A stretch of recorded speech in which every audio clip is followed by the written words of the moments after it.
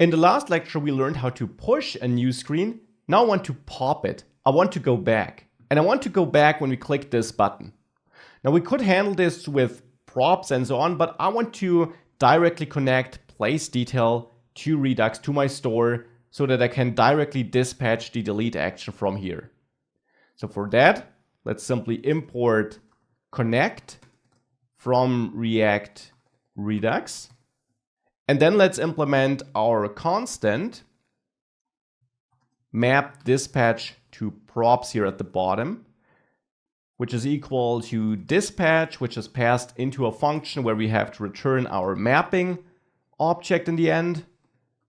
And there, I want to bind some property, let's maybe name it onDeletePlace, to a function where I receive the key of the item which has to be deleted. That will be new. I need that because we have no selected items stored in the store anymore. And then I will dispatch this action I want to dispatch. First of all, I need to change the action. So let's go to store actions, places.js. Delete place now requires a key, and I will need to pass this on. So place key should be passed on to the reducer because, as I said, we no longer have the selected items stored in the store. So we need to pass that information with that action now. In the places reducer, therefore, when we delete a place, we can no longer reach out to selected place key. We instead have to use action, and there I stored it in a property named place key. That's what I just did here. Place key here has to be place key here. So now we get the information we need for deleting right with the action.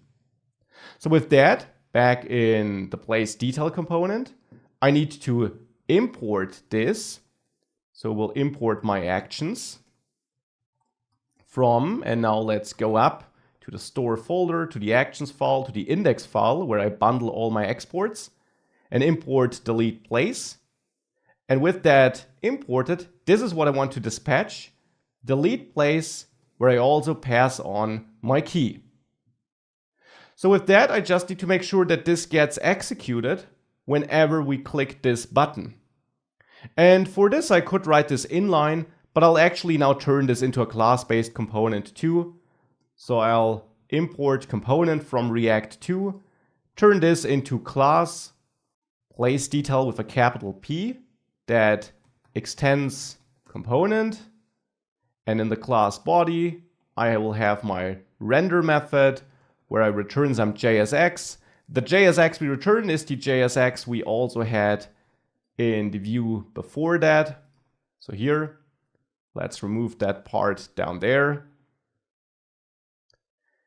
And now with that, I can, first of all, take that new name and export it before I forget it, down there. And now add a method, which I'll name placeDeletedHandler, where I receive nothing, but then in the end, want to dispatch my action through that prop. To be able to do so, I first of all need to connect this. So I'll use connect and wrap place detail with the result of the connect call. And to connect, I pass null for map state to props, but then I pass map dispatch to props. And I now, of course, can execute this on delete place. So this prop we set up down there in map dispatch to props. This is what I want to execute. And for that, I need to pass on the key of that place. Now, conveniently, I can do that. I can simply access place. And now to pass on the key, if we have a look at our reducer, we see when we add a new place, we assign a key, a random number, not a real unique key, but it still does the job. So we'll pass on this key, and I can conveniently access it on place key. Not on place key, excuse me, on this props selected place. That is what we get from the outer component which pushed this page. I now also need to adjust all props calls in my JSX code to this props because we turned this into a class-based one. So we access props on this props. And selected place still is the place we got from outside. So now we dispatch this action directly from within our component here. We delete the place. I now also want to get rid of this page once we did so. So I will access this props navigator, this property we get from React Native Navigation, and then I can just call pop in there. You can learn more about pop in the documentation. You can also configure this, for example, set if it should be animated or not. But this will simply remove the current page or screen from the stack, hence navigating back. Now let's try all of that out.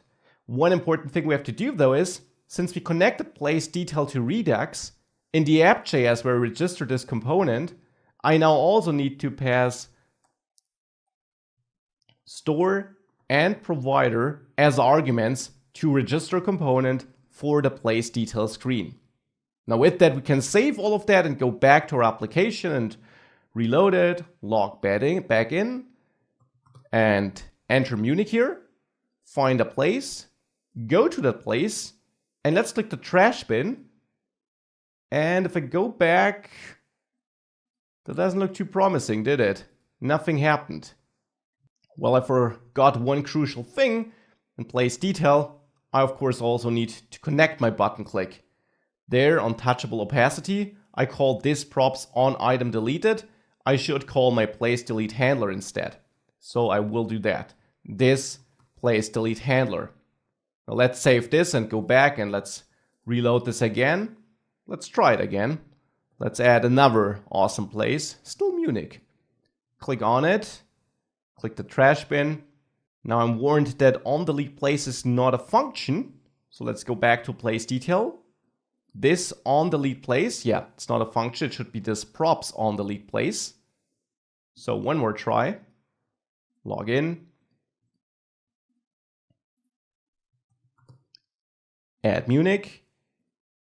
Go to Munich and delete it. And now we're taken back and you see the place is gone. And we can try the same on Android. Maybe reload once just to be sure that it works. Add Munich there too. Click the add button, go to the other tab, go there, click the trash bin, it's gone. So this is how we can pop back and also how we hook up this delete functionality. Now with that, let's move on.